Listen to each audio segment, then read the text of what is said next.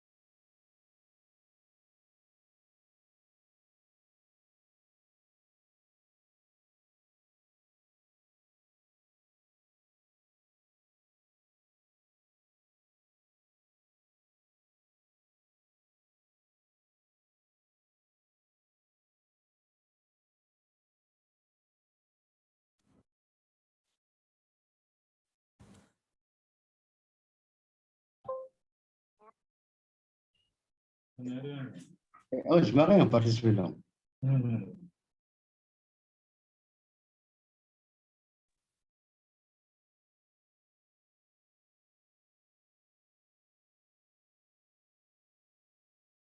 Hi, Sujoy. Hey, Rishabh. Hi. Rajendra sir, can you hear me, sir?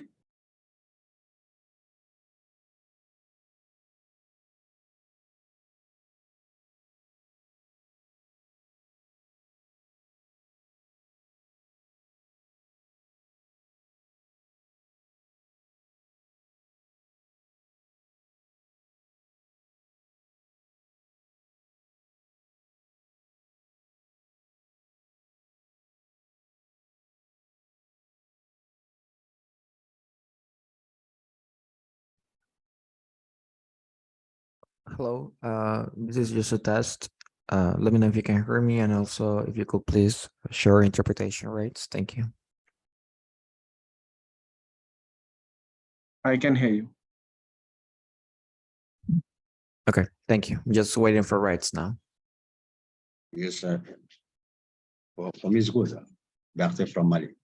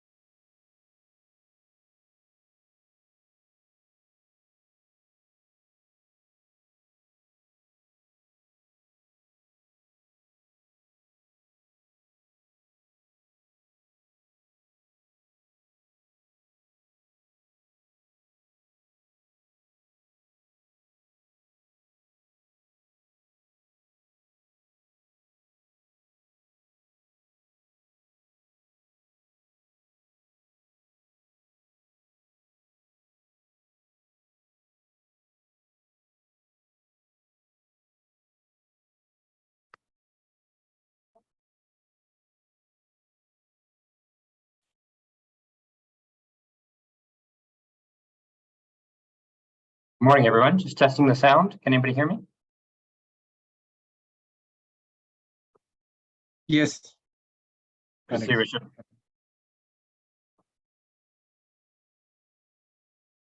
Good to see you, Sujoy. I think Sujoy's here. Yeah. I'm on, Alex.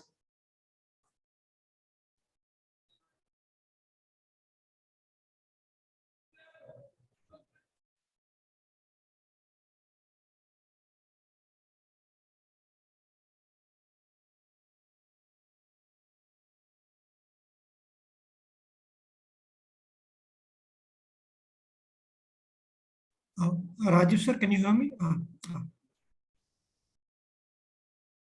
And Shobata, you're here. You're ready to go with the video from Dr. Mather?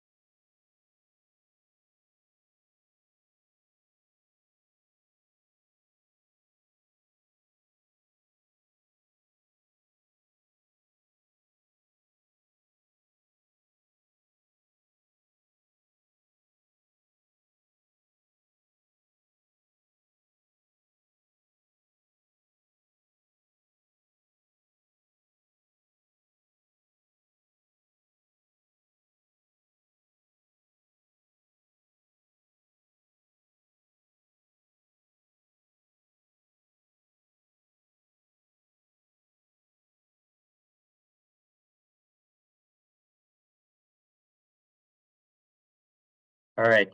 Welcome everyone, and thank you for joining. I'm Alex Fogelin-Rutter from the International Solar Alliance, and we're very pleased to be hosting this workshop with CEEW. Rishabh, if you want to introduce yourself. Hi, everyone. Thank you for joining. I'm Rishabh Jain and work at a policy think tank called Council on Energy, Environment and Water. Thank you, Alex.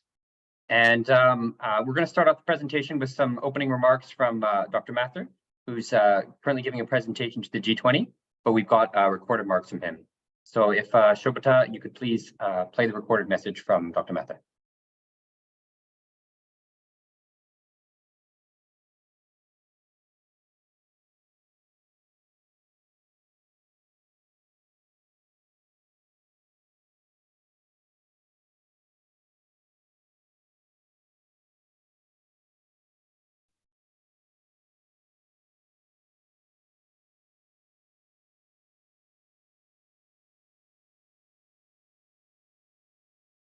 Shobhita, are you there? Can we get the recorded message from Dr. Mathur?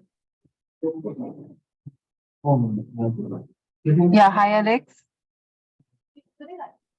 Can you hear me? Yeah. Hello? Yeah.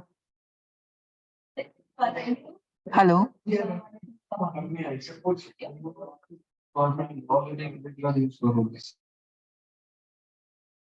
We can hear you, Shobhita.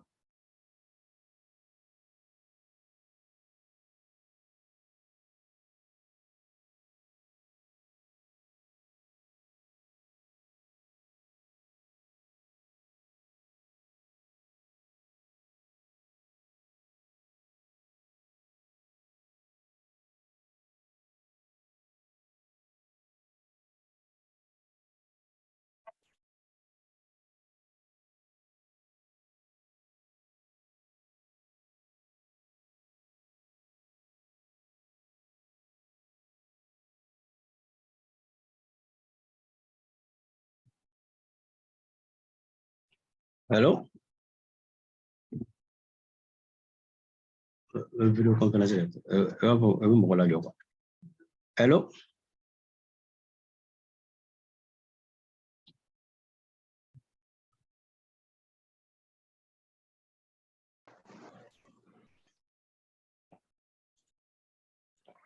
Rajan sir, can you hear me?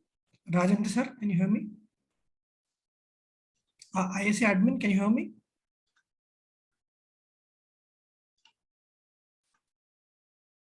ISA admin, can you hear me? Yeah, hi.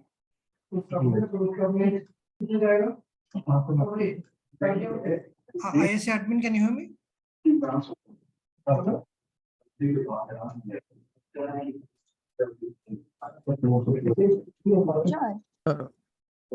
Hello, sir. This is the interpreter. Usually now I'm still waiting for rights for Spanish Por interpretation. que que eu não consigo ver Thank you. o Zoom? Uhum.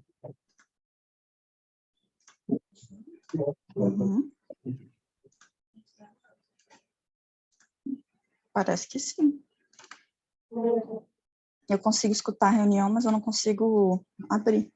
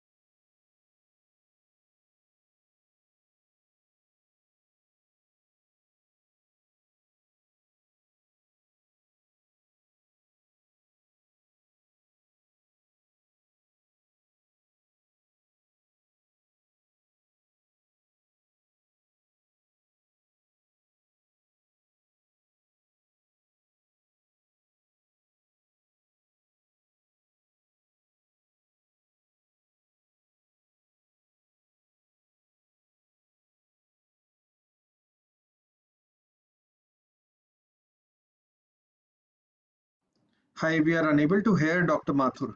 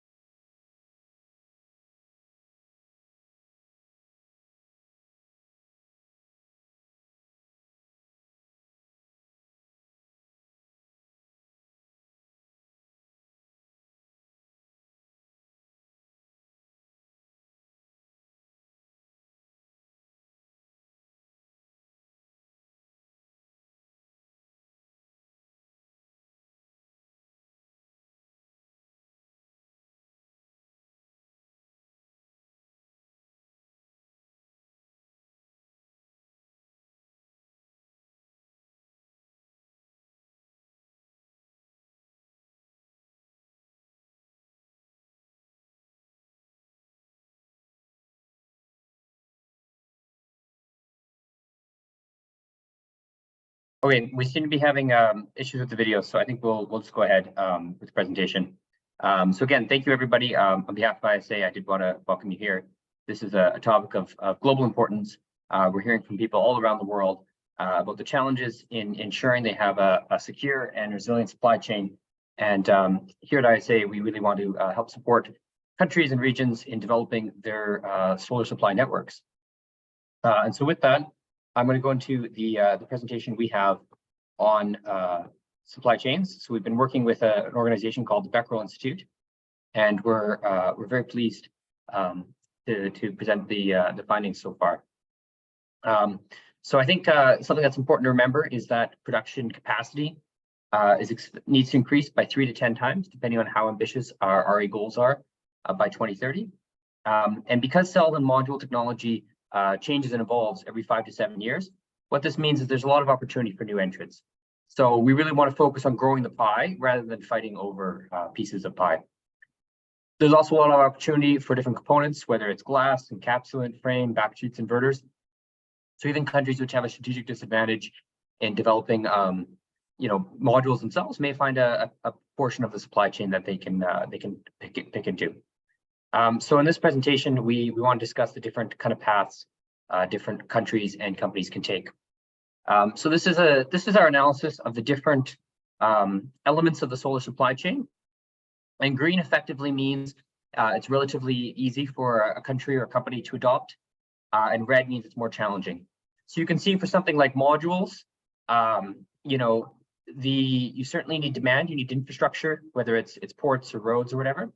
But for the most part, electricity is not as intensive. It's not as capital intensive. The raw materials can be imported, and so this is potentially a good place to start, particularly for a lower income country which doesn't necessarily have a technologically sophisticated manufacturing ecosystem. Similarly, let's say inverters or plastic foils require less technological sophistication than certain other elements of the supply chain.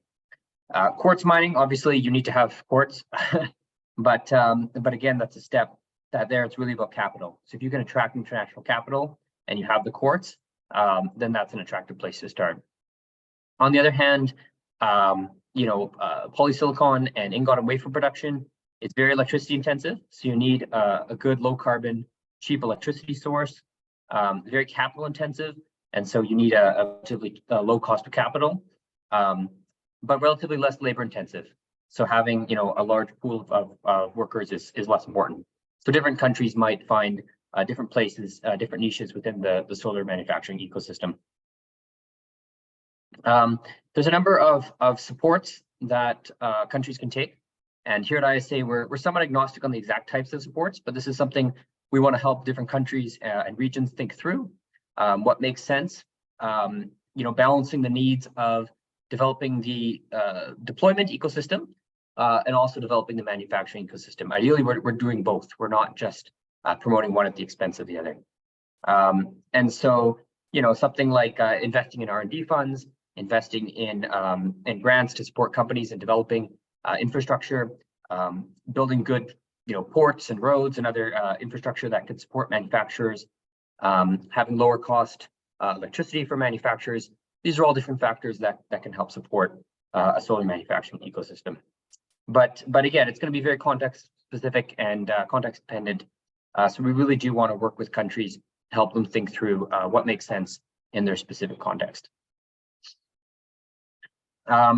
So some of the things that we want people to consider: demand side creation, very, very important for countries to, companies want to see a solid demand before they invest, billions of dollars in setting up a manufacturing plant.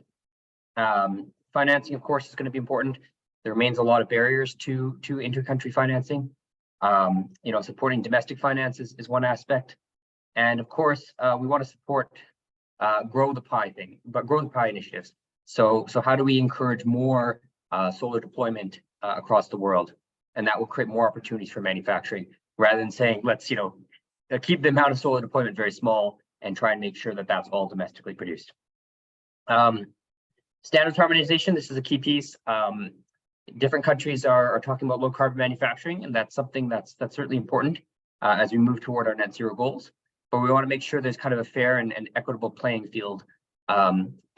Case in point, even if a country might be high carbon, a company within that country could source their energy from renewable sources, and therefore to say that would be still considered low carbon. Recyclability and end of life is another big issue. As we start reaching the first solar installations reach end of life, we need to ensure that we're striving toward a circular economy. And of course, the Indian example is interesting here, where with the PLI scheme, they've really incentivized higher efficiency modules. And that's something also that's nice to see, in the sense that it makes better use of our existing land resources. Finally, technology transfer. This is something, there's a lot of fantastic universities and fantastic work going on in developing next generation technologies. And we want to ensure that all countries can access that technology. And how do we ensure there's a fair and equitable IP regime and collaboration between universities and industry and government to make sure that technology is shared, between developed and developing markets. So that is the bulk of the presentation. I did want to share additionally these case studies. So for example, we looked at a case study in North Africa where they were able to support a auto manufacturing industry. And what's interesting here is they started with the end product. They started with more of assembly, kind of lower value added. And then once the manufacturing was established, they were able to move down this vertically up the supply chain and produce more of the components as well. So we see that as a good model for countries which are less technologically sophisticated. And here they had free trade agreements with a key export market, which in their case was Europe. So this is an opportunity again for developing markets. Potentially, don't worry about the whole supply chain initially. Start with, say, module production and then move up the value chain. Batteries in the EU is another interesting example where there's kind of intensive support for R&D and de-risking. For ultimately, we want companies to make these investments. And so how do you provide grants and tax incentives to encourage companies to make these incentives? And they also have a clawback mechanism. So if it is successful, a portion of the benefits is returned, which kind of reduces the risk involved for the country to offer these benefits. Turkey is another interesting example where they've kind of got a combination of domestic content requirements, import duties. They've got long-term support, which is something very, very important. A lot of countries, it's like, okay, we have a tax incentive this year and then not next year, and then it gets renewed and then it gets, and that sort of uncertainty is very challenging, particularly for, say, polysilicon manufacturing, where it might take 10 to 15 years to recover the investment of, say, $3 or $4 billion.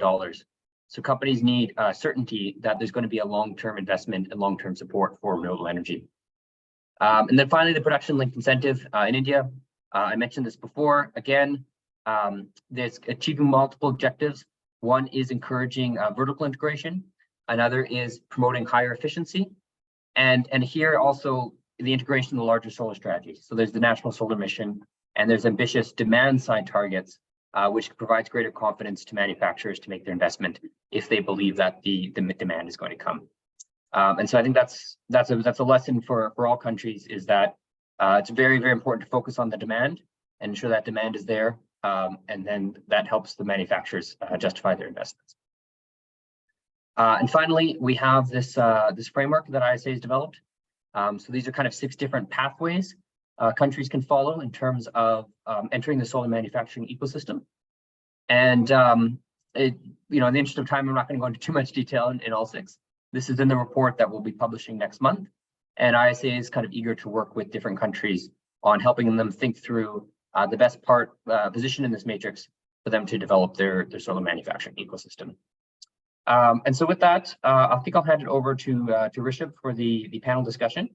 But thank you for your time, and I look forward to working with different countries on developing their manufacturing ecosystem. Thank you so much, Alex, for the crisp presentation. The findings are very useful for all the countries across the world who are looking at supply chain. So if I may now request the panelists to switch on their videos. Alex, you can also stay if you want. And that's okay. Yeah. Thank you. Hi, everyone. I'm Rishabh Jain, and I work at the policy think tank called Council on Energy, Environment and Water. We are a non-profit policy research institution based in New Delhi. We use data, integrated analysis, and strategic outreach to explain and change the use, reuse, and misuse of resources. The discussion topic today is, of course, on manufacturing and building resilient supply chain. And unfortunately or fortunately, the discussions on these topics have only gained pace in the last couple of years, specifically after COVID-19 pandemic. Given that there is a significant momentum across various countries to build local supply chains, it is then very much important that we highlight, share experiences from industry, from various government organizations on best practices, either through learnings from failures or success, so that at least the same story is not repeated, specifically in the global south. We need to view energy security and energy transitions as 2 different sides of the same coin. Without one, we'll not necessarily be able to achieve other. In this particular context, I would want to say, I would briefly talk about some of the recent work that we have done for the G20, where we have realized that not only is the capacity concentrated globally, we've also realized that the global export is highly concentrated. For instance, the 5 countries who were responsible for the global trade, up to 70% of the global trade in the last 10 years. Also, the capacity is highly concentrated in up to 3 countries, which is more than 80%. This is huge. However, at the same time, what we are seeing is that we use this index called HHI index to figure out if the export is concentrated globally. And we have, and our analysis suggests that the concentration is more for low middle income countries and upper middle income countries compared to high income countries, which means that if we do not build resilient supply chains, the middle income countries will be the most impacted by any vulnerabilities. So in this context, I would want to invite some of our panelists from across the world, Mr. Sujoy Ghosh, who from First Solar, Ms. Mirunalini Chilappan from Select Solar, and I also see Dr. Rodrigo from ABS. What I'll do is I'll of course hand over to each of you individually to briefly, of course, maybe introduce your company and maybe some of the work that you're doing. But specifically, I may also have some of the questions. So Sujoy, we may start with you. And one of the things that you would have also realized, right, the presentation that Alex made and some of the work that even CEEW has done, unfortunately has only focused on crystalline solar module. And I accept that there have been this limitation on understanding about thin film technologies. But at the same time, I've heard you speak at many forums on how thin films can probably build a resilient supply chain. In this particular context, I also want to understand, you can of course give some details about the technology, briefly talk about manufacturing process, but can you highlight what are the challenges that you as a company have faced in scaling up the manufacturing? Is it only the policy ecosystem, or is it something on the technology? And how can new entrants come in? is the technology really difficult or not? So I know there's a lot, but if you can maybe take 5 minutes to introduce yourself, the company, and maybe answer this question. Also, I would want to welcome Dr. Rodrigo. If you can also switch on your video, that would be helpful. Thank you so much. Over to you, Sujoy. Thanks, Rishabh, and appreciate being invited for this session. So my name is Sujoy Ghosh. I lead the country business for First Solar. First Solar is one of the solar module Super League manufacturers and the world's largest manufacturer of thin film photovoltaics. The company is more than 25 years old, listed on NASDAQ since 2006, and our current production globally, as we exited last year, 2022, was at 10 gigawatts per annum, spread between the United States, Malaysia, and Vietnam. And we've already announced a capacity expansion to double that capacity to 20 gigawatts per annum by the end of 2025, predominantly in the US and in India. That's kind of the background of the company. Now, the topic of the discussion today was around sustainable supply chains, right? And it's very interesting to see when Alex made the presentation, his first slide, when he talked about the red, green, and yellows. If you looked at metal grade silicon and mono, the silicon, that's where you had the maximum reds. And if you don't, if the whole PV industry depends on one single material, it kind of defeats the purpose of becoming a sustainable supply chain, because the material could be concentrated, and it currently is concentrated in one country, which is China. And so the whole ecosystem for silicon has built and is building in China, and because they've invested in, obviously, in building that ecosystem. But that does pose a problem for a lot of the other countries in the world, as we see, and as we've seen things play out over the last 2 years, right? And so for solar and thin film photovoltaics generally is an alternative to crystalline silicon. It uses a completely different set of materials, which are perhaps more abundantly available. The manufacturing process of thin films is, basically depositing a very thin layer of semiconductor on a piece of glass. The semiconductor materials which are popularly used are mostly binary compounds. You have CAD-TEL, which is what First Solar uses. You've got CIS, which is another thin film technology, which is commercially available. And so, there are technologies at play which can provide an alternative to silicon and enable building a resilient global supply chain, right? Where you reduce your dependencies and risks on one country and one material, right? And that's what we bring to the table. Now, if you ask me that what's been the reason why we've not seen enough thin film production globally, it's about 10% of the global market, is simply that there are very few companies who were working on the technology, because it involves a lot of upfront R&D to look at the compound materials, the semiconductor compound, and the deposition process. That's where you have the core of the thin film manufacturing and thin film technology. And for companies like us, these capacity expansions are happening once we see very long-term demand, which is what we see playing out now in markets like India and markets like the US, in markets outside of China, right? China has led global demand for photovoltaics for perhaps the last 7, 8, 10 years now. But now we see other markets pick up. And therefore, this is the point where companies like us are starting to invest in creating incremental capacity in supporting the demands in markets like India, for example, right? So that's kind of an answer to your question around why, what has been the main challenge for us. The main challenge always has been demand.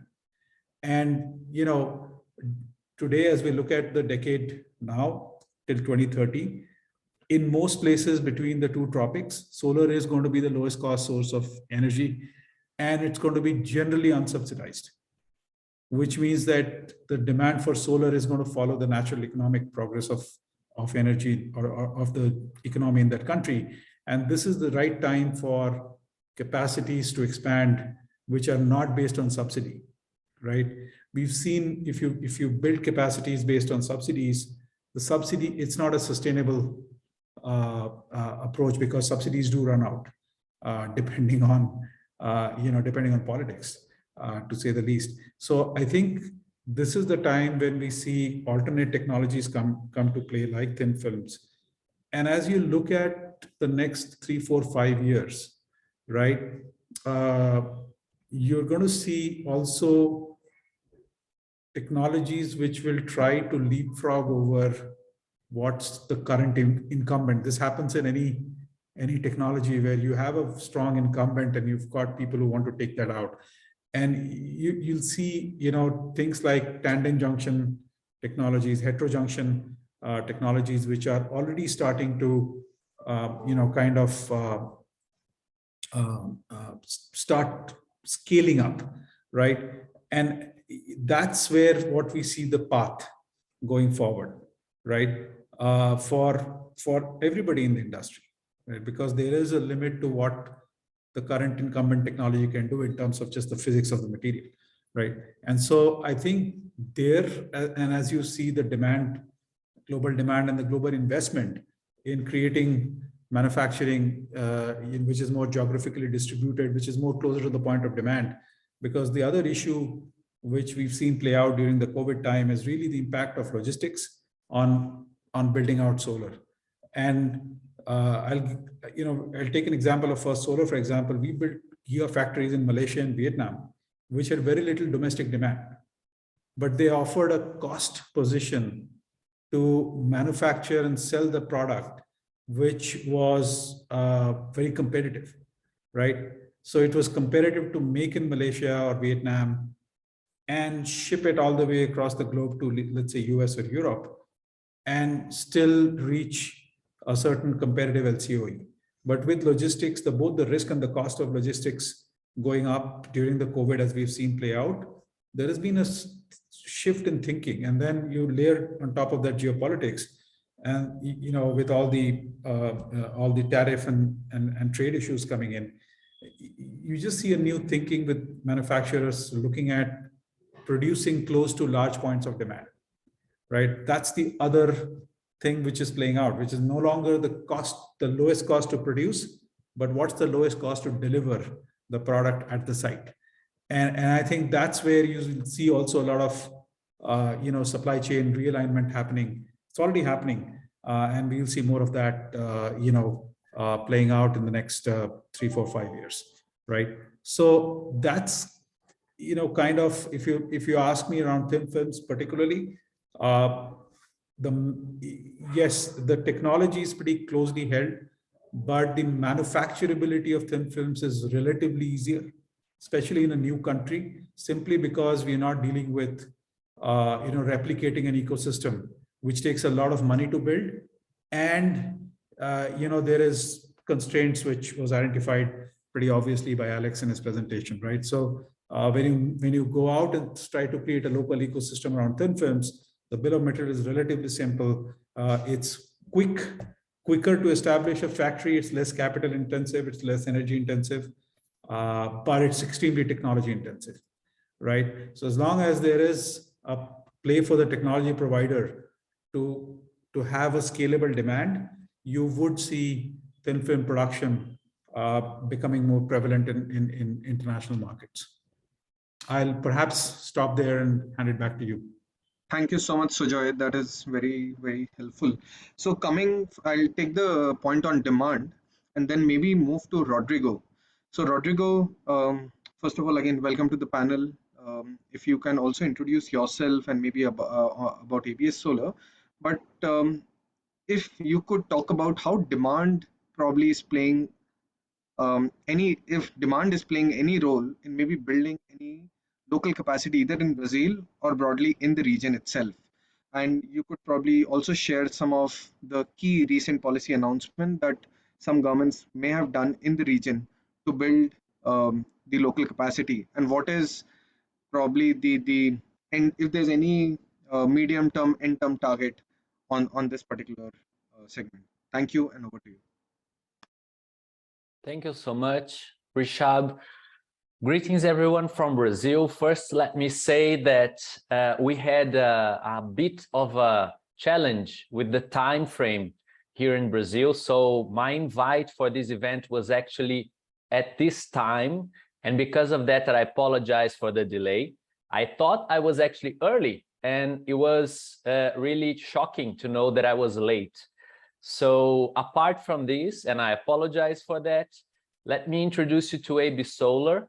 I represent the Brazilian Photovoltaic Solar Energy Association, which is an entity that represents as the voice of the solar sector nationally and internationally. AB Solar has roughly 800 associate members from all parts of the value chain. This includes raw material manufacturers, equipment manufacturers, equipment distributors, but also companies that works with projects, installing systems, large-scale power plants, financial institutions, and companies working with service providers. Well, AB Solar, as the voice of the sector in Brazil, interfaces and dialogues with the federal government, with states, government, and municipalities. And we are also a co-founder of the Global Solar Council, which is the private international voice of the solar sector and an interface to the International Solar Alliance that represents governments. So I would start, Rishab, by initially thanking the invitation to join this event, thanking the ISA specifically and Alexander for the opportunity to be here with you today and to bring a little bit of an insight on what's happening in Brazil at the time. First, it's important to say I have prepared a very brief presentation. Maybe I can share a few slides with you just to give you a glimpse of where is Brazil in solar at the current time. But I'll start by saying that Brazil currently has around 24 gigawatts of total installed capacity. And by AB Solar projections, by the end of 2023, we expect to add 10.1 gigawatts this year in additional solar capacity, and therefore reach more than 34 gigawatts of total installed capacity. So that will be a significant market, internal market for Brazil. And despite the size of the Brazilian market, in recent years, I already explained the role of AB Solar, so please allow me to move forward in the presentation. And you see that throughout the years, Brazil came from a position where it was hardly considered a leading country, a leading nation in the solar markets. By 2017, for example, the country was the 26th largest solar market globally. And by the end of 2021, this is global data already, we reached the 13th position. Naturally, the numbers for 2022 are still being counted. In Brazil, this is already done, but for other countries, we know that this is still being counted. But soon enough, we will see a new position, and probably Brazil will keep up climbing the mountain closer to the largest global solar markets in the world. And although then Brazil now is considered an important market, unfortunately, the local manufacturing and the local value chain still represents a small fraction of the total supply of components, equipment, and goods that are used in Brazil. So you can see from this data, official data from the federal government and from our development bank, BNDES, these are the manufacturing companies that have FINAME code, which is a special code that denotes that a product is produced locally. So this means these components are considered made in Brazil.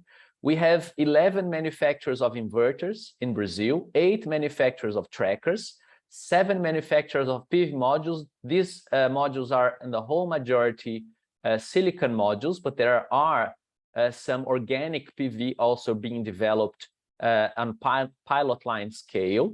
We also have manufacturers of batteries and string box, but these are still a small fraction of the total market.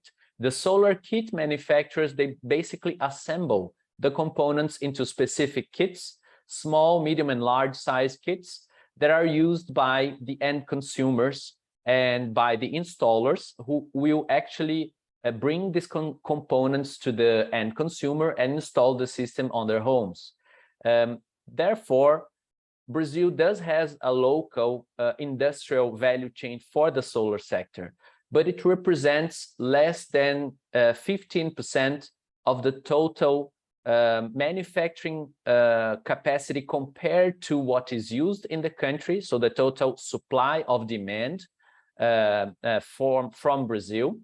And we do believe that there is significant potential for us to move forward when we compare aspects that are very relevant to the process of diversifying value chains. And I would like to highlight the IEA special report recently published in 2022 on solar PV global chains.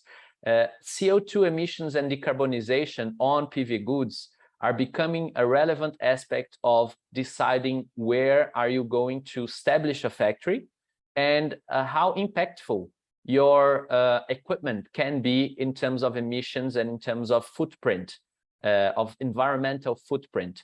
And we can see from the graph that Brazil, as it has one of the cleanest electricity mix globally, 85% of the electricity in the Brazilian matrix is already renewable. The majority of this comes from hydro, but the second largest electricity source in Brazil is already solar, and the third largest is wind. Because of that, the average emissions for electricity generation in Brazil are significantly low. And this means that not only producing solar modules in Brazil will allow for a small amount of emissions and support decarbonization not only of the country, but also of potential other countries that can import Brazilian made solar goods, but also for producing polysilicon wafers and cells. Brazil has an advantage in terms of a lower footprint, environmental footprint on producing these components. It's important to say that Brazil is one of the 5 largest producers of metallurgical grade silicon. So we already have a value chain there of quartz mining and metallurgical grade silicon production. We will need to bring it one step further into developing a solar grade silicon that can be used by the solar sector. And naturally, we need an important investment in manufacturing capacity to make this happen as well. But the most, and this is the final slide I have to share with you today, the most important aspects that we believe need to be discussed have to do with industrial policy. We need to structure a strategy to help countries diversify their manufacturing capabilities so that they can have local producers, and these producers, they can be international producers. So this is not closing the door to Asian manufacturers such as India or China, not at all. In fact, we would very much like to bring these manufacturers to the country to help us diversify manufacturing locally, because we have resources there that are particular to Brazil and that can be synergic to the solar sector. And for that, we need to structure a manufacturing capacity that is capable to meet the local demand. In the case of Brazil this year, that's already 10.1 gigawatts, so it's a strong internal market. It wouldn't be an export only manufacturing capacity, but we can also help the regional area in the Brazil case, Latin America, especially South America specifically, and eventually Africa, with exports to this region. We also have to build a resilient manufacturing capacity that is capable to absorb variations on demand and offer of components and raw materials. It has to be competitive and therefore affordable, so that we don't create a bubble and try to isolate the market, the local market from the international market. And it definitely has to be sustainable, not only financially, but also considering social aspects and environmental aspects. So these are my 5 cents. Rishab, I hope I have brought some interesting information. If you would like to know more about the Brazilian market, AB Solar will be hosting several events throughout this year. So I'm leaving this material with you with more information about our events in the first and second semester. And it would be great to have you guys join us to get to know more about the Brazilian market. Thank you so much for your attention, and we look forward to our discussion here today. Thank you. Thank you, Dr. Rodrigo. Very, very helpful presentation. Some of the things that you've mentioned in terms of the intent of scaling local capacity, where the industry also exists. On that point, I would probably want Mrinalini to come in. Mrinalini, of course, as a domestic manufacturer of crystalline solar module technology, you would have seen that in the recent years, there have been significant push in India to integrate it backwards. But it's difficult.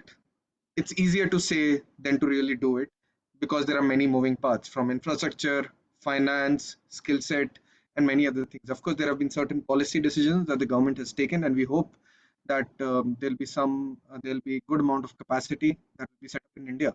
But based on your experience of a solar module manufacturer, what are the key learnings that you would probably have had either in manufacturing modules or planning to set up some of the other processes in the same thing? And when I say that, it is not only on the value chain, but also what are some of the strategies that you have adopted to build your own procurement a bit more resilient? Thank you. Also, if you could introduce yourself and select. Thank you. Thank you, Rishabh. So thank you, ISA and CEEW, to have invited me here. So yeah, I'm Mrinalini. I represent the company Swelect Energy Systems. I head the PV module manufacturing facility of the company. We are a 38-year-old company listed in BSE, NSE. We are a public listed company. And we have 4 verticals. The first is the manufacturing vertical, where we manufacture our own solar PV modules, as well as some of the balance of systems, such as the module mounting structure, the array junction boxes, some of the inverters, and also some transformers that might be required, some of the magnetic parts. The second vertical is our channel partner channels vertical, where we have over 100 channel partners across the country and overseas. For either sale of our products individually or as solar power generation systems. And then the fourth vertical is our EPC and O&M vertical, where we set up turnkey power plants for our customers, starting from acquisition of land, building of substations, the building of the transmission lines, and finally hand over the project to them. And as well as provide our customers with O&M services, where we take care of the facility for 5 years.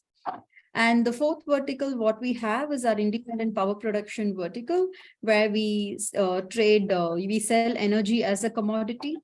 And we sell to the government, we sell to third-party industries. For example, many of the industries in Tamil Nadu and the malls buy power from us.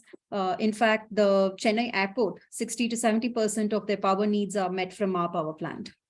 So we are one of the very few companies in India that are present in all the business models in the solar segment. And we are driven by our core policy is quality comes first. And we are well known for the kind of modules that we deliver.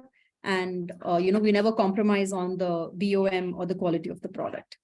So that being said, for us, then supply chain becomes something that is extremely critical, because we are very finicky and particular about what kind of products and raw material we use in our modules, in our system. So all along, we have been relying on, imports most of the time. We still do rely on imports like all other manufacturers.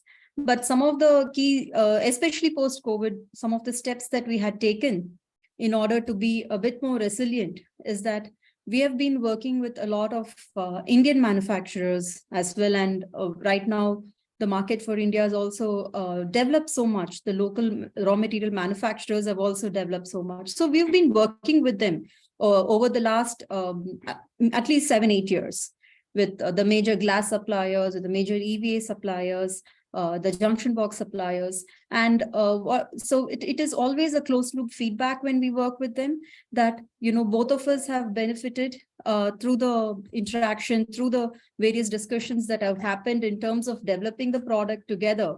That right now, if you see for every supplier that we have raw material import that we do, we have an equivalent supplier here locally, a partner here who will be able to support us with the same technology, the same quality, and an equivalent product has been developed within India.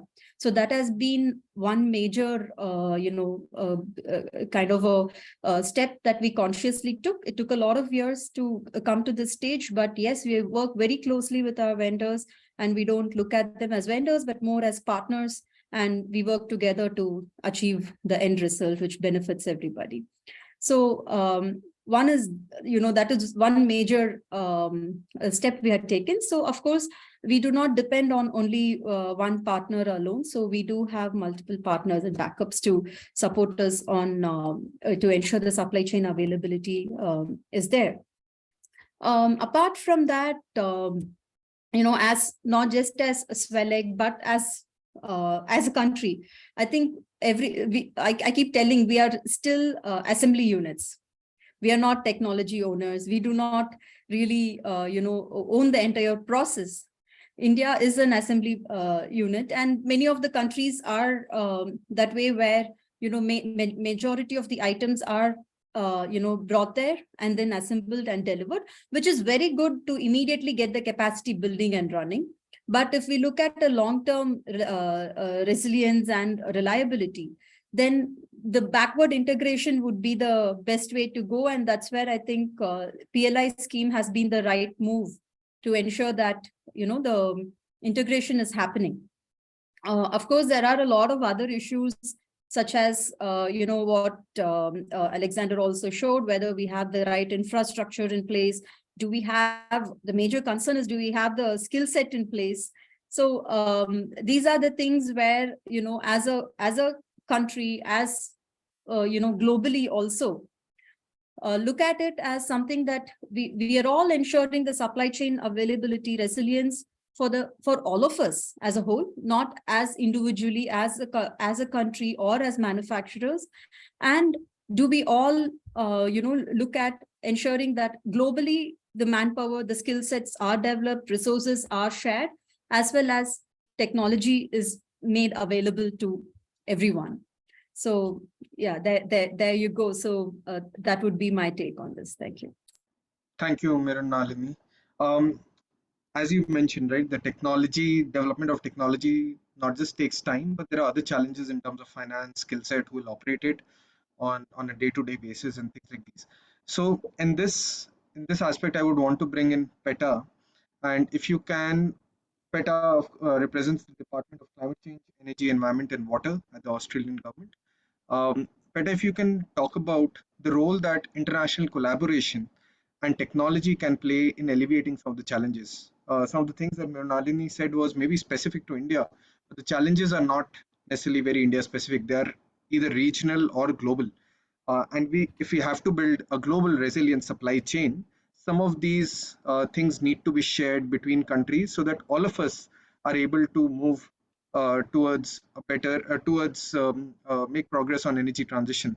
So maybe if you can again talk about some of the work that you have been doing with the Australian government, but also what are your thoughts on some of the initiatives that the government would have taken? Thank you. Thank you. And thank you for having me here this evening from Canberra. and apologies as well for being a bit late to the panel.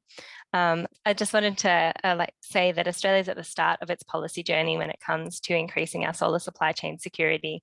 So definitely speaking today to highlight a few of the programs and policies we have in place, but we certainly don't have any of the full answers yet as to how we're really going to go about really establishing this increased capacity for our solar supply chains. Just for context, for those who don't know, so under the Australian government commitment to net zero by 2050, we've also committed to transforming our electricity supply, predominantly run on renewables, out to 82% by 2030. So we have a lot of renewable energy that we are trying to have built within Australia over the next 7 years. It's not a long time, so it's certainly an urgent issue for us. And we're also supporting the development of these new clean energy industries in hard to abate sectors, but they're fundamentally underpinned by the need for low cost solar production. So if we're going to achieve our clean hydrogen goals and production, then we really need to be solving this low cost solar issue first. So, and just picking up on some themes of the other speakers so far, also recognizing that it's not just about technology and innovation for solar, it's about the whole supply chain. So certainly Australia really recognizes the importance of addressing the supply chain constraints, as well as the upstream material inputs. And if we can develop more technology and innovation, that means we need less of those material inputs, then it's going to be better and easier for us to produce more of the solar that we need and less cost inputs for others. So part of the investment, technology, policy and standards that we need to think about for solar should always be considering the critical minerals element and those upstream processes. And so then touching on the main thing around the importance of R&D investment in clean technology, we are investing through some key programs in Australia through our Australian Renewable Energy Agency, ARENA, which has a particular program called Solar 3030, which is a target of 30% module efficiency and 30 cents per installed watt at utility scale by 2030. So we've allocated currently 41.5 million Australian dollars to 13 research projects that aim to significantly reduce the cost of solar. And so we're hoping that these researchers and these research projects will then be able to share that knowledge and learning through these projects and partner with international counterparts in order to take those new ideas to scale, like the success we've seen in the past. So this is why that international collaboration element is so important when it comes to our own technology and innovation, is that we need to do this to support that regional and global energy transformation, not just for what we're trying to achieve here in Australia.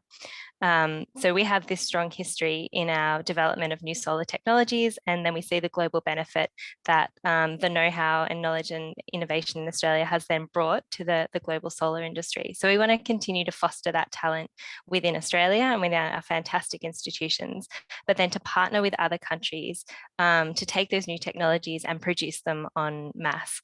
And so as well, thinking about it's not just about specific technologies.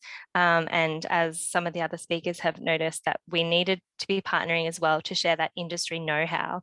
And I think that's something that while Australia has the investment in the innovation and new technologies, that we're able to partner with other countries who are looking to scale up their production abilities, such as India. There are other countries out there who really know how to set up and establish these new industries, how to train new workforces, and the skills and techniques that we need there. And so that knowledge and technology transfer, it's as much about the innovation for the new type of solar or more efficient ways of producing solar, as it is about ensuring that we know how to actually set up these industries, how to train the workforces and skills that we need, and partnering as many different ways as we can to make sure that that's successful across all countries. So I think from an Australian perspective, we're definitely continuing to really invest in our institutions and in the innovation of new solar technologies here, but looking outwards to find business partners and others to then kind of take that on board and partner with us to take that to the world, basically. Thank you so much, Peter.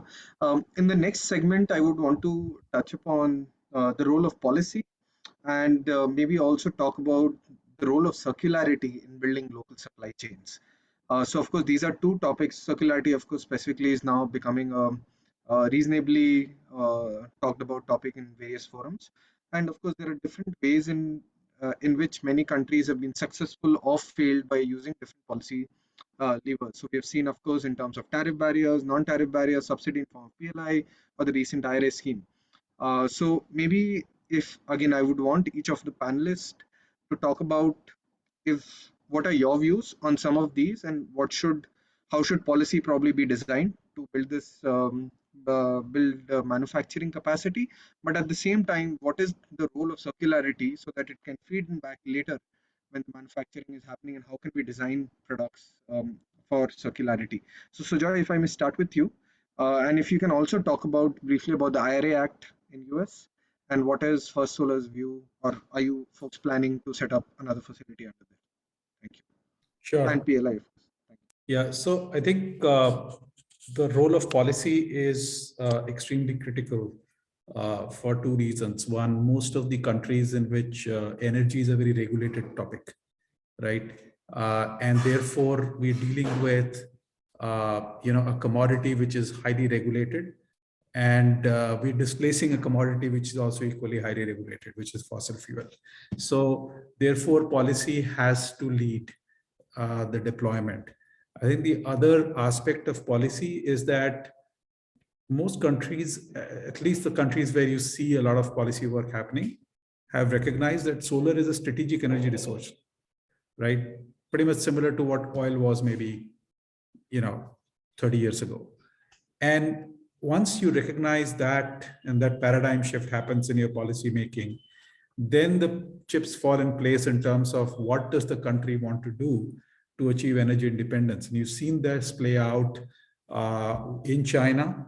There was the whole industry in China and the ecosystem has grown on the back of a very strong policy led and supported by state funded capital to kind of build that powerhouse around crystalline silicon technology. We see the same theme play out now as markets start to scale in the US, in India. Simply that, if you're displacing solar with oil, you're not going to shift the problem from one geography to another, right? I think that once that realization dawns, you're going to see a set of policies which not just look at the demand creation side of it, which is now becoming, pretty much self-sustaining, I would say, given the competitive nature of solar. Yes, the policy needs to be there because it's regulated, but barring that, the demand stimulus in a lot of countries is happening naturally, right, because of economics. And so then you look at the next step is really, okay, so to achieve the energy independence, are you creating the backward integration? Are you creating the supply chain to support the sheer build of solar as what Alexander presented, 3 to 10x in the next decade? And I think therefore, whether it is the recent policies which we saw, which is leading capacity creation in India, or the IRA Act in the US, and then EU talking about a very similar regulation, but you're going to see policies. You'll have to see policies because solar manufacturing it's a game of scale and it's very capital intensive. So unless you create policies, you're not going to see large scale investment coming in. Yes, you might get a few downstream, as Minali alluded to it, assembly operations, but really investment in high volume, fully integrated manufacturing, which then gets you to that resilient supply chain, will only happen once you have very clear and quote unquote stable policies, because policies also, we should avoid flip-flops. And so therefore, to me, it's extremely important. It's extremely important that any country ties in their clean energy goals to industrial policies, which then incent manufacturing. And you see country after country, at least the large countries where you've got enough demand, trying to do that now as they recognize this is extremely important, right? So similar to defense, similar to any strategic sector, solar manufacturing definitely is a strategic bet which a country would make. And so therefore, policy is absolutely critical, right? The other part, as what Peter spoke about, in terms of technology and R&D, I think the challenge is not really the R&D which goes on in creating lab scale, hero products. The hard part of getting technologies to scale up and commercialize. And there you need somebody to take that risk, right? In a lot of cases where that deployment has been successful, as in China, that risk capital has been bought in by the government through policy. You've got the Top Runner program as a successful example of how, high efficiency or next generation technologies were given certain incentives because there was a cost, but that created the demand and allowed the technology companies to take the product from the lab and scale it up, right? So in high volume manufacturing, scale is important. Scaling up new technologies is a very hard job. It's capital intensive, it's prone to failures. And therefore there has to be that risk appetite in the capital being deployed in manufacturing, because technology would churn 3 to 5 years, right? And we've seen this play out every 3-4 years. You see, a next leap of technology, which renders existing capital investment useless, right? To a large extent. So yes, so there has been,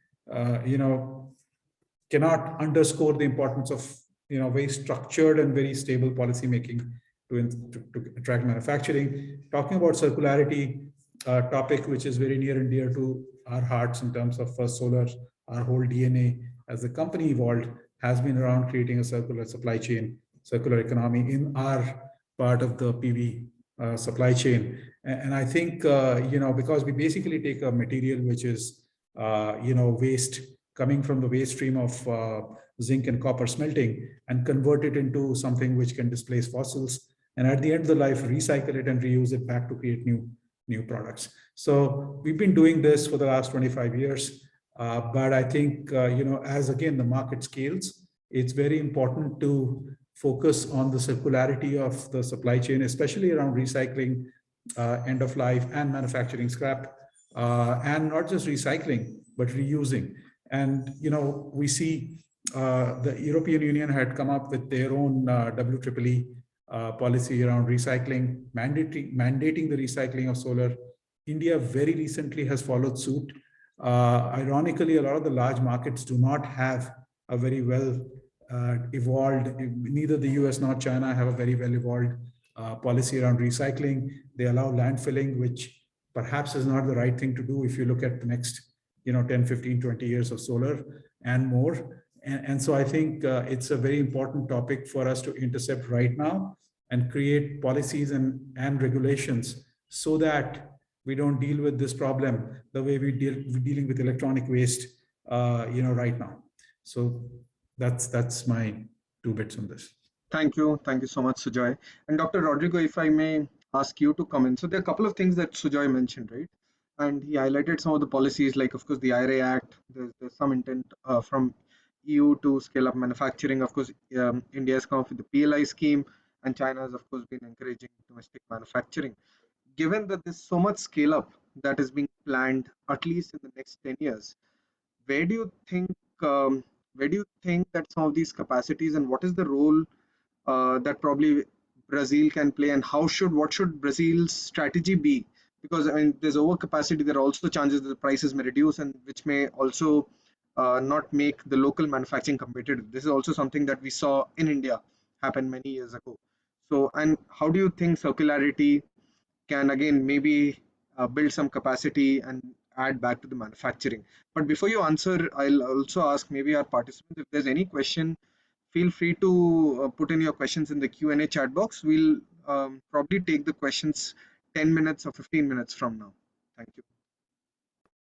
Thank you, Rishab. First, I would like to congratulate Sujoy on his comments, with which I agree entirely, from the first part and also the second part. And in the specific case of Brazil, we also have already a policy established for several years, and that's now started to be implemented regarding end of life and circularity. This didn't started with PV specifically. It started with electronic and electric goods that need to have the right destination. And it's important for us to remember that a solar component at the end of its expected lifetime of use does not become trash or garbage. It's actually very valuable materials that can be used into new applications or repurposed into solar applications even. So I think that it's important to have a strong industrial policy development. And in this case, Brazil is looking into China and into India and some other markets such as Malaysia and Vietnam, who had a positive development of its manufacturing capacity, either of solar polysilicon or solar cells, wafers and modules, also into inverters, because we believe that we are still lacking some of these schemes that include, for example, adequate financing to the industrial players who want to bring their manufacturing to Brazil, include also the reduction of taxes that are applied to raw materials, the support redirecting resources from research and development to use these resources to help keep these manufacturers competitive, internationally speaking, but also to prioritize from the public power, from our public sector, the capacity of buying made in Brazil products. Brazil, for example, has one of the largest housing programs in the world. So we would very much like to see this housing program come with solar, all housing for the low income population already incorporate solar power generation.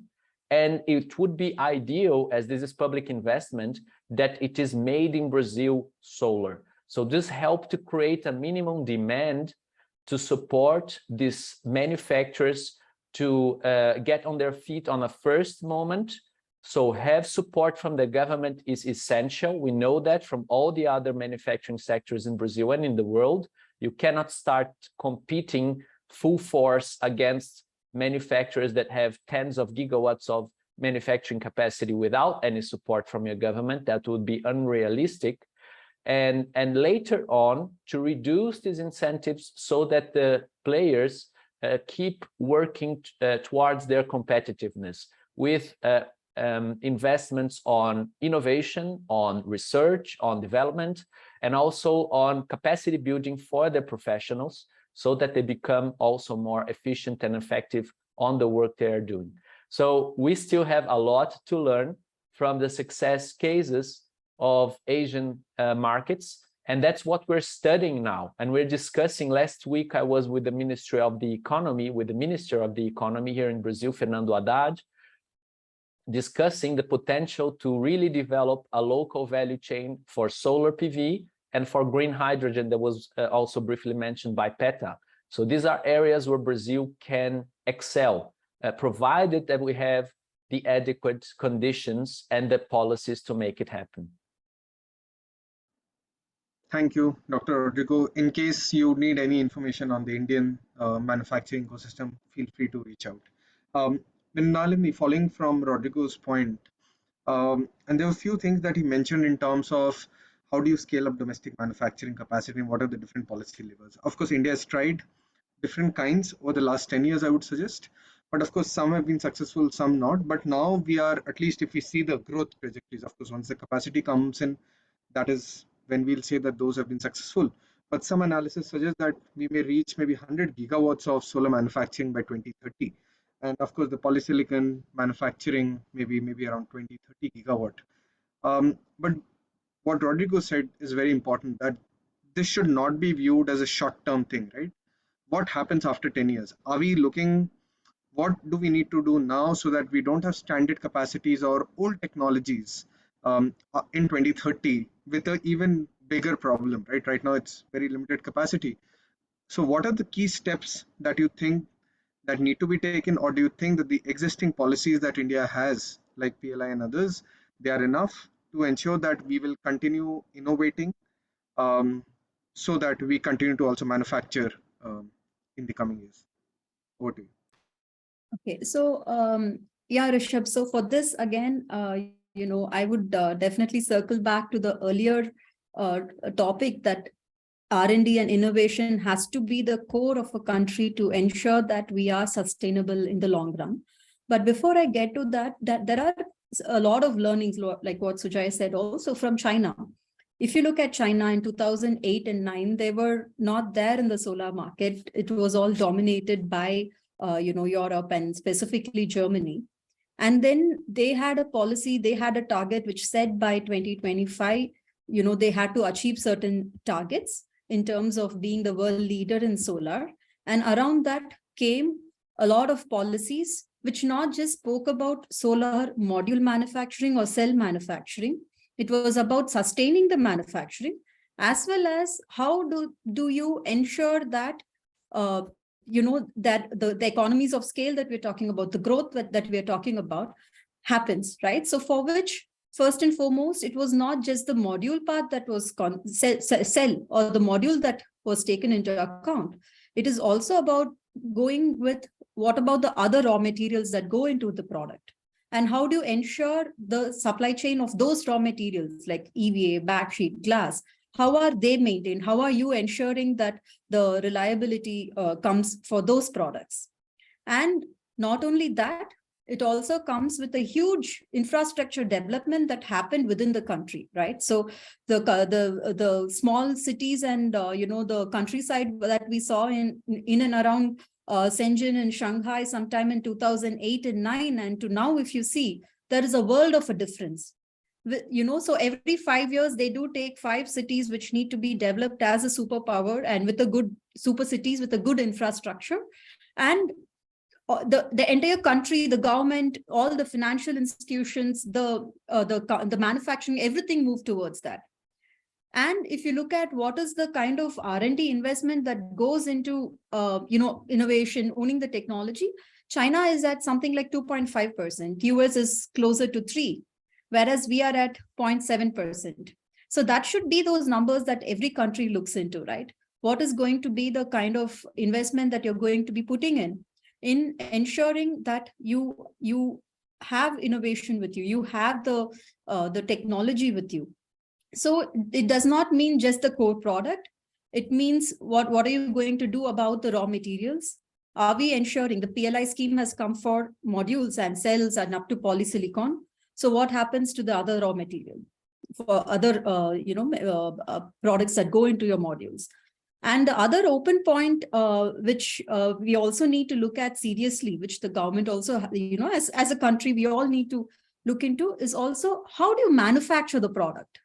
Today, again, if you look at the solar module line or the cell line, yes, there are quite a few players in, especially module in Europe, but majority, the market footprint is all lying with one particular country, and we're completely dependent there.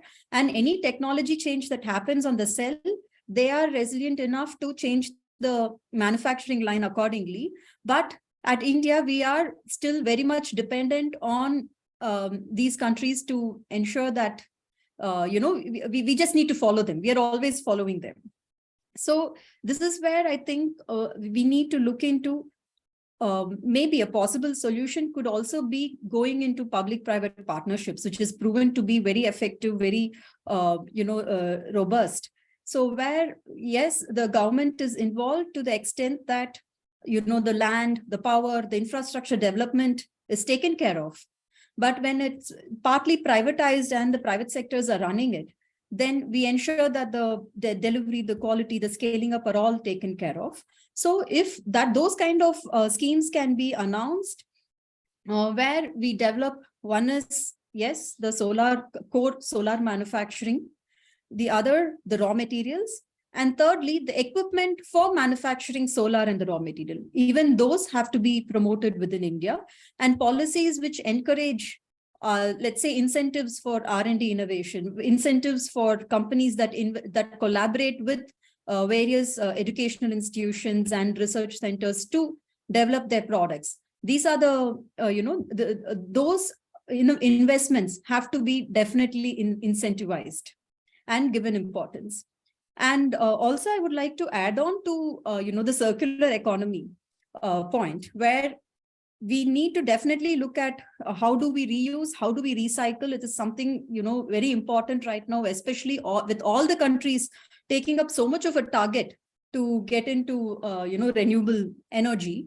Which, yes, what happens to these modules after 10 years, 20 years and all. But one important point here is reduce. How are the manufacturers handling the products? Are we being efficient in manufacturing? Efficiency in terms of not just the power consumption, not just the overheads, but efficiency in terms of what kind of raw material go into the product. And every product should have as a consumer, they should be made aware that there is a cost to poor quality. Right? Cost of COPQ, cost of poor quality, that has to be accounted for. Today, at least in India, we see there are a lot of manufacturers who give cheap, low-cost products into the market, but they end up with manufacturing defects or hotspots, warranty claims after 5 years and 10 years. So that is a huge chunk of the product that goes into the market, which is going to come up for disposal much sooner than its end of life. So the government policies should also revolve around ensuring that the quality of the product that goes into the market has a good standard. The manufacturing process should ensure minimal wastage, should ensure high efficiency products. And then we look into how do we reuse, how do we recycle. So reduce must be the first point that has to be addressed by the government. And again, for reusing, recycling is again a huge topic where there is a lot of investment involved, and there is a minimum quantity that is required for recycling. So there again, a central repository would be of great help, like how we have PV cycle in Europe. So similar agencies here would definitely help in ensuring that circular economy, we take one more step towards that. Yeah, thank you.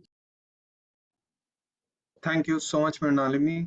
Peta, if I can come to you, I know you shared some of the key policy initiatives that the government is thinking about or undertaking, but are there any best practices or examples from other sectors which you think can be taken to the solar sector, either in Australia or for other countries? So some learnings from other sectors in Australia, which can probably either talk about circularity or maybe the role that policy would have played in scaling up that particular sector in the past, and how that has probably helped, if there are any particular examples.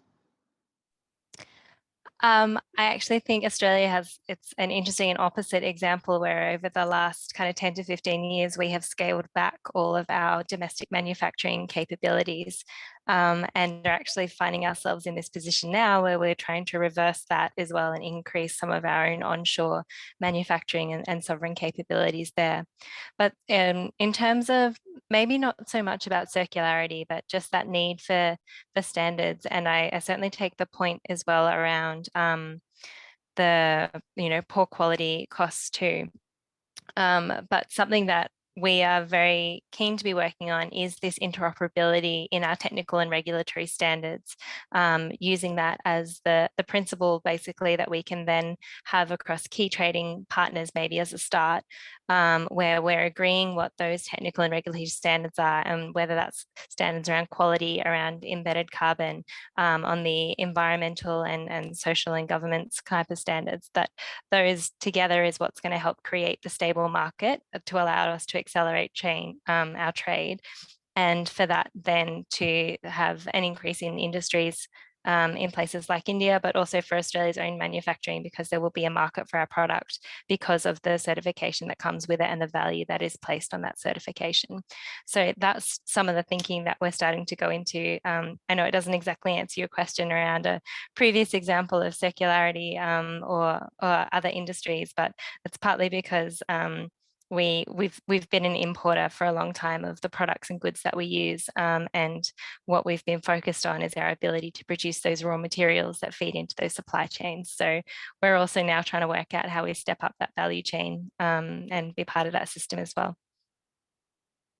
Do you want to comment, Peta, on how do you see some of these policies that are, again, as I mentioned to Rodrigo, coming up either in US, EU, India, and China, and what is then the role, or how would you plan, say, manufacturing specifically in Australia or maybe in the region? Well, I think that we can see the really actual focus on the beneficial impacts of those different legislations. It's really triggered a bit of a competitive vibe across the world, and the objective is to help drive down the costs of these technologies and increase that capacity globally. So they're very much positive examples. Within Australia, our own environment, I think we, to an extent, will continue to be a taker of some of those technologies and business things that happen offshore, but there will always be elements of our own supply chain that make it more sense and least cost for us to produce up to a certain point along the supply chain in Australia, because we've got the critical minerals here. So I think some of the thinking that we're doing at the moment, and as I said at the start, we're actually right at the beginning of what a solar supply chain kind of policy environment looks like for Australia. We've only had 6 months into a new government who are really focused on working on this. So we've got a long way to go. But what we are starting to focus on is exactly that. Where do we fit along the supply chain? Where does it make economic sense for us to play into? And where will we continue to lean on our partnerships with other countries? Like with India, we've got the Australia-India Critical Minerals Partnership, and we're developing our low emissions technology partnerships together. So I think those are the type of things that are going to help us develop our own manufacturing and supply chain capabilities in this space. Thank you, Peta. There's one question that was asked by the audience, from the audience, was there's some recent news on the export ban from China on the equipment and some raw materials. If any of you would want to answer and what your thoughts are, please feel free to come in and share your thoughts.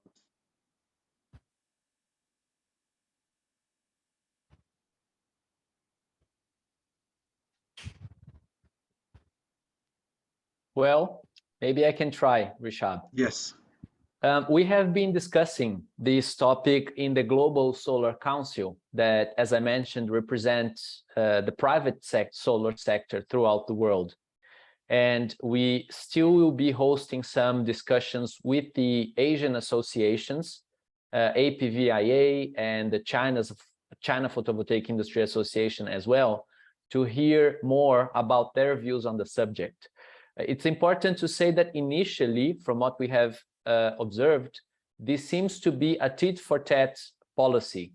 So the reason why China has decided to do this was as a response to a first increase in taxes, or actually ban of imports from China happening from the United States. It seems to be.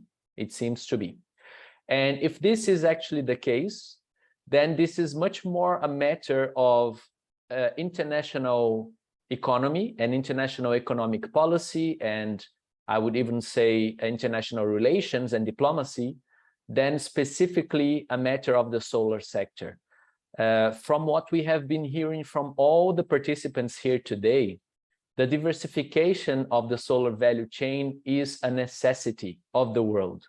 And as I mentioned, from Brazil's side, this is not a door closed for Chinese companies who want to bring their manufacturing capacity to Brazil, or from Indian companies or other Asian companies or companies from the United States or Europe. So we are open to the world, but bringing the manufacturing closer to our borders, inside our borders, is relevant. And for the size of the market that Brazil has, it makes sense. What we need is the right policies in place for this process to be also economically competitive. Otherwise, we create a distortion. So I see as very positive countries such as the United States, Europe, and India establishing goals for their local value chains. We hope to be able to motivate the Brazilian government to do the same, and we'll be working on that side, supporting our manufacturers to move forward. Thank you. If anyone else wants to come in, maybe 30 seconds.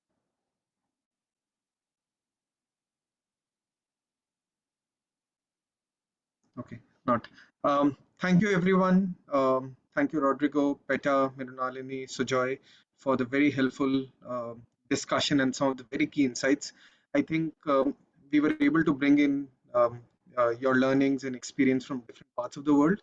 And at the end of the day, I think all of us are agreeing, and I think there's a general consensus that building a resilient supply chain is very, very important for the global energy transition. I don't think there's any denying to that. And all of us, and there's also agreement that all of us will need to work together. There's value in collective effort and coordinated approach. And I hope the platform that ISA, of course, provides of a network of many countries and some of the key initiatives they've been taking will really help in in sharing some of these key insights with everyone. On this, I'll hand it over back to Alex to give the closing remarks. Over to you, Alex. Thank you. Yeah, thanks so much, Rishabh, and thanks so much to all our panelists. I think we've spanned Dr. Rodrigo waking up very early in the morning to Peta staying up very late at night. So we really appreciate you all and everyone in between all joining us and sharing your perspectives. I think this really is a global effort. I really liked your comment, Dr. Rodrigo, as you're open to companies from anywhere coming to Brazil.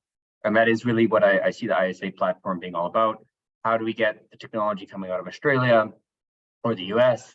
How do we get that in Brazil and India and vice versa, and have all sorts of cross-cultural learnings? So yes, I really hope this is the continuation of many conversations. And as I said, with the ISA framework we've developed to any countries who are on the call, we'd really want to work with you to develop solar manufacturing. We've done workshops in West Africa and East Africa now. We've got one in the Middle East coming up, and I'll be working with Dr. Rodrigo to plan one for Latin America as well. So I look forward to that, and I look forward to working with you all. And with that, thanks so much, and have a great day, everyone.